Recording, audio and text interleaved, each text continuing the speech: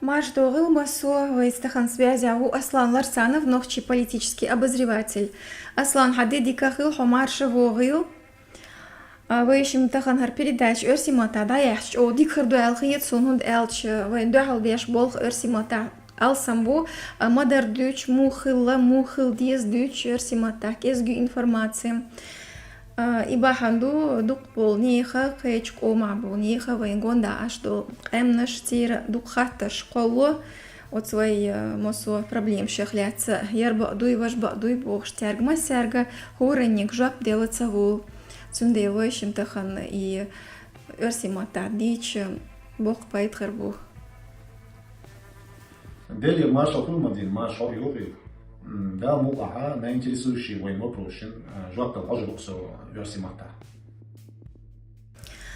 Аслан, к нам в редакцию обращаются люди с интересующими их вопросами. Есть просто комментарии, содержащие эти вопросы.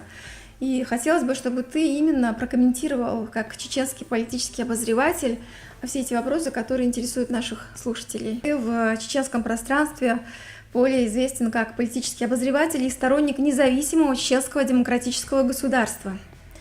Ты неоднократно говорил, что дальнейшая радикализация религиозной пропаганды нашей молодежи приведет наш народ, чеченский народ, к гибели. Расскажи, пожалуйста, чем это все обусловлено? Обусловлена радикализация молодежи. Способствовала политике руководства на тот момент Чеченской республики Ичкерия. Вот. Которая объявила после первой русско-чеченской войны исламское государство в нарушение Конституции, естественно, ЧРИ. Вот. Конституция ЧРИ от 1992 года Светского демократического государства, ставшегося, естественно, волеизъявлением чеченского народа. СМИ и чиновники пропагандировали тоже религиозные программы по радикализации чеченской молодежи.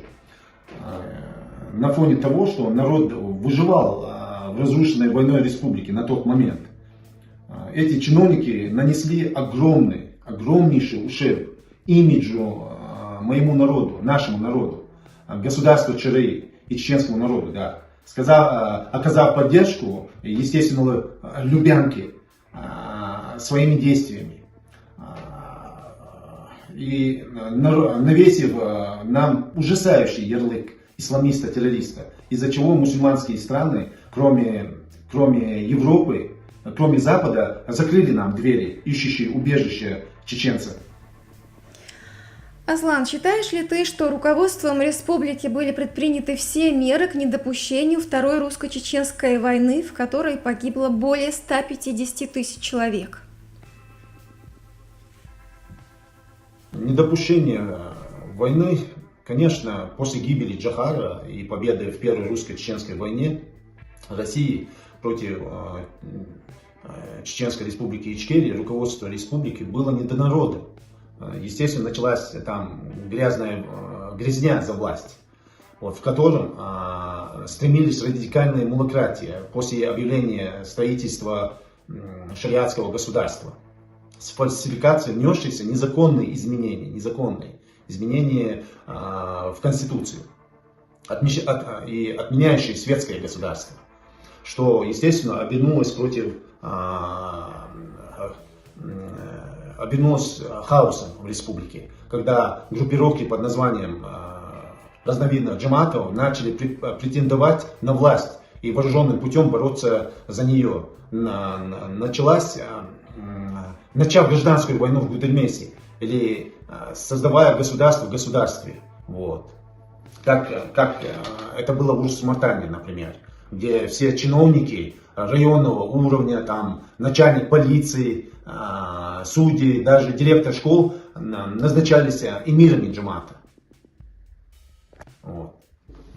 Ну, в Саудовской Аравии, я не знаю, что там, но я знаю одно, что Любянка смогла своей пропагандой при поддержке, так сказать, чеченских полезных, значит, извините за идиотов, своими действиями в Сирии и Ираке, убийством французским учителем даже и так далее, демонизировать чеченцев как угрозу для мира, навесив на нас ярлык международного исламского террориста при поддержке радикальных чеченских полезных Кремлю идиотов и строительства исламского государства. После деоккупации ЧРИ чеченцами, мировым сообществом будет воспринято как строительство ИГИЛ-2, только уже, естественно, на территории Европы. В республике после объявления исламского государства началась хаос, началось похищение людей, например, спецслужбы, я помню, не помню, они привозили к границам Ингушетии и Ичкерии похищенных ими людей и передавали созданными ими же джаматам, группировкам. Затем все СМИ России начинали трезвонить о похищении россиян чеченцами. Также было и похищено до 4000 чеченцев для выкупа. Это не надо тоже забывать. Были захвачены все нефтяные скважины. И нефть уже не доходила до нефтеперерабатывающих заводов для переработки. Кадровая политика была искажена и сводилась к знаниям ислама, не своей профессии. На должность назначались некомпетентные люди в то время, которые распродавали оборудование предприятия, которое позволяло рабочим зарабатывать, скажем, на жизнь. Вот. Ну и у каждого джамата был свой мулла. Вот это тоже не надо забывать, который с Кораном в руках доказывал невинность своих членов при совершении преступления. Мы же это помним, даже убийство. Были случаи, когда двое мул, держа в руках один Коран, доказывали противоположное, например, с одним и тем же Кораном в руке, чтобы оправдать совершенное ими преступление. То есть получается, что радикальные люди, радикально настроенные люди, стремящиеся к шариату, выполняют цели Кремля. Кто-то это делает осознанно, кто-то, может быть, и не совсем, но факт остается фактом. Именно поэтому сторонники шариата чувствуют себя настолько в безопасности, настолько уверенно, потому что их прикрывает Кремль и российские спецслужбы, получается. Аслан, мы сейчас пройдемся еще немного по комментариям. Здесь у нас дальше такой комментарий от человека под ником Рамазан 0059. Он пишет: ты жалеешь, что на тот момент президент не продался американцам и англичанам. Ты ратуешь за демократию, светскость, отделение религии от государства, но такое невозможно в отдельно взятой Чечне, считает Рамазан. Как видно по имени, что это человек не чеченской национальности, но тем не менее, так как в ЧРИ, по данным Первой войны, в Чечне погибло 120 тысяч человек, а во Вторую 180 тысяч. И его не волнуют эти жертвы, которые можно было избежать при наличии военной базы США до начала Второй русско-чеченской войны. Аслан, как ты понимаешь термин «лидер» и может ли считаться лидером человек, совершивший преступление против своего народа? Такие люди могут ли, на твой взгляд, считаться лидерами? Ну, естественно, люди, которые совершили преступление, ни в коем случае не должны называться лидерами. Какие опасности ожидает чеченский народ после деоккупации Чеченской республики Ичкерия? Во-первых, территория Северного Кавказа является географической частью Европы. И создание на нем ИГИЛ-2 даже на Ближнем Востоке было воспринято как угроза всему цивилизованному миру, а также самими мусульманскими странами и создание коалиции, которая забомбила ее, что произойдет, несомненно, и с нами. Во-вторых, в Азербайджане, США, Великобритания и другие страны вложили огромные инвестиции, которые они могут, естественно, потерять при создании на Северном Кавказе ИГИЛ-2. Только, например, на прокладку трубы Баку-Джейхан, когда Россия перекрыла трубу Баку-Грозный-Новороссийск, вложила более 4 миллиардов долларов. А инвестиции в Азербайджан более 9 миллиардов долларов. Эти большие игроки, конечно, не могут допустить, чтобы создание ИГИЛ на Северном Кавказе в целях защиты своих экономических интересов, безопасности Европы, цивилизованного мира тоже. Да? Так как нам, естественно, нужны современные технологии для добычи нефти, то этим инвестированием могут быть США и Великобритания только.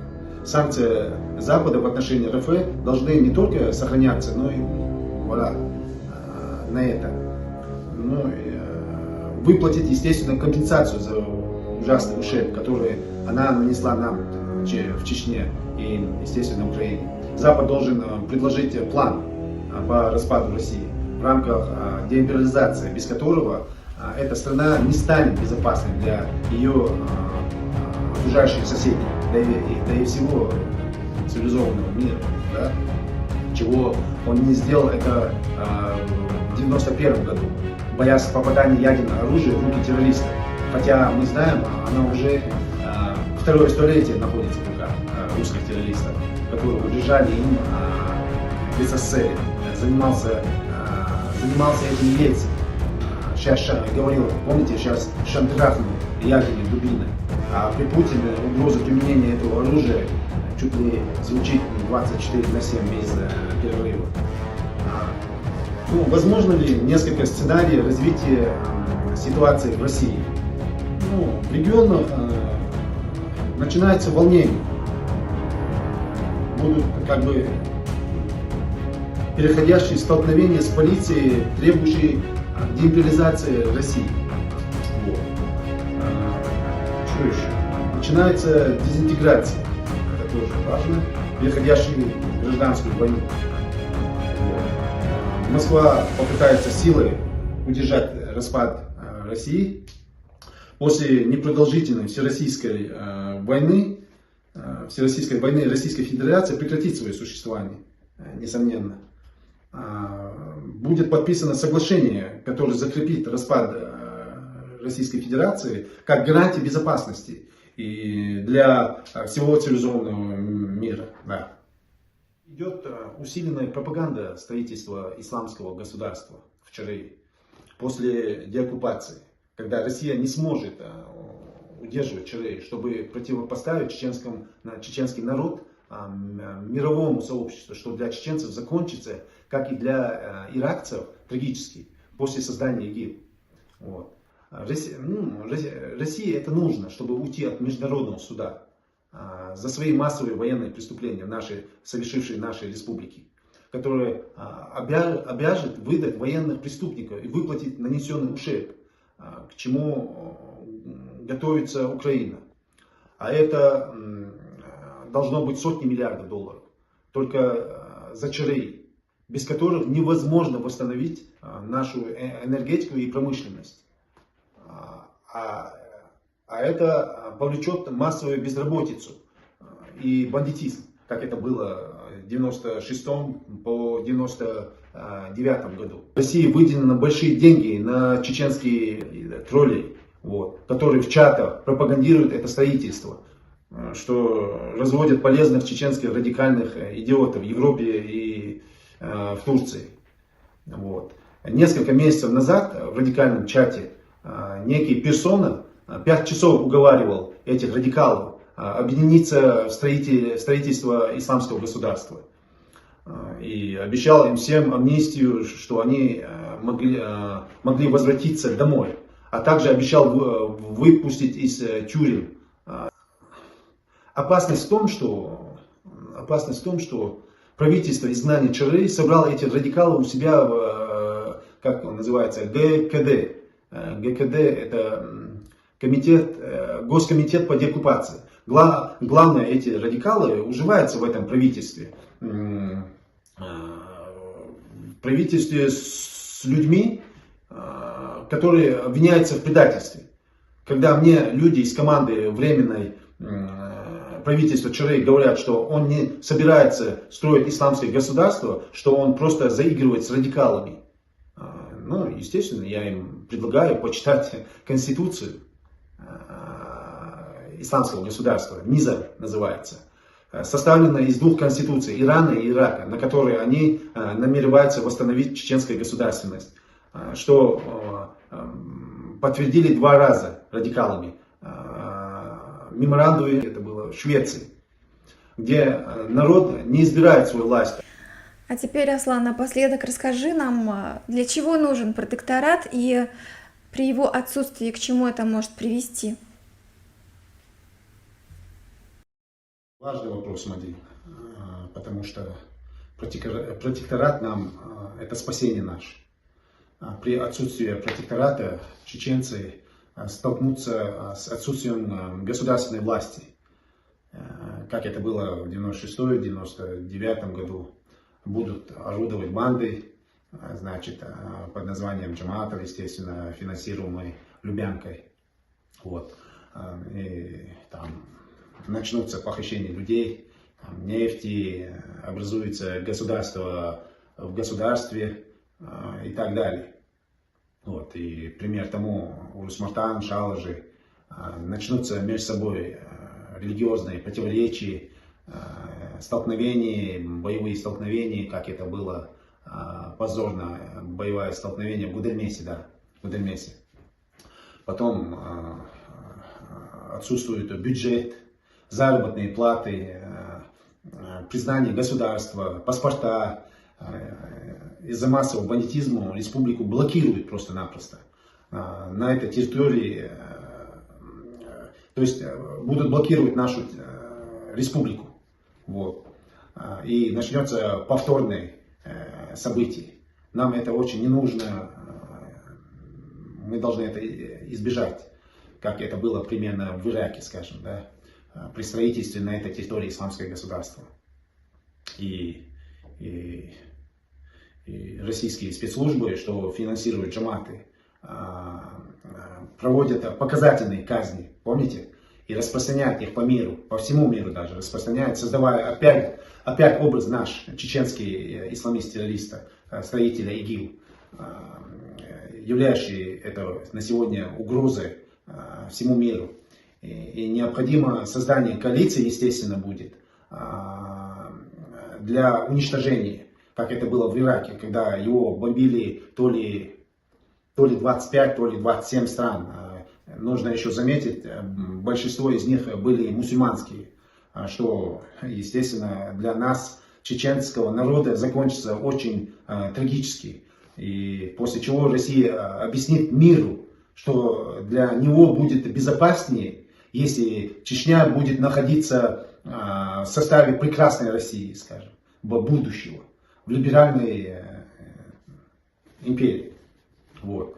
Естественно, протекторат поможет снять многие проблемы, заработные платы, там, скажем, для бюджетной сферы на переходный период, при отсутствии которой начинается хаос, да, как после, значит, хаос в государстве,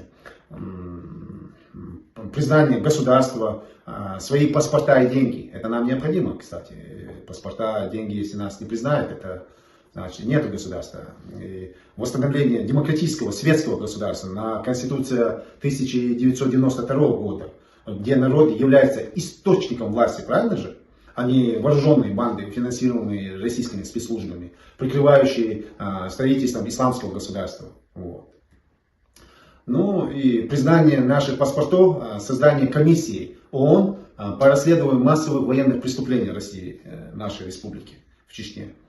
Проведение этого суда, возмещение морального и материального ущерба, нанесенные населению. Вот. Восстановление разрушенных заводов и предприятий. А это, как-никак, мы понимаем, создание рабочих мест, подготовка силовых структур. Это важно очень для обеспечения безопасности народа. Создание медицины, социальной сферы и образования в соответствии с требованиями международного сообщества. А для этого у нас имеются подготовленные на Западе кадры, работающие во всех отраслях этих стран. В этом случае рушатся планы России, естественно, по возвращению Чечни обратно в империю зла. Чеченцам нужно будет стремиться в НАТО. Обязательно нам надо любой ценой стремиться в НАТО для обеспечения своей безопасности и в будущем наших детей, как это делает теперь Украина. Хотя до оккупации Крыма и Донбасса большинство граждан этой страны было, мы помним, помните, против НАТО было. Мешало совковое мышление в голове. Балтийские страны, Польша и другие страны, ранее находившиеся в Варшавском договоре, вошли в НАТО и чувствуют себя в полной безопасности. Вот. Аслан Жунов передачада лайцан юга баркалдерез хил, юга вайкест хезарду гурду эл хитсун. Адикюэл марш ойл.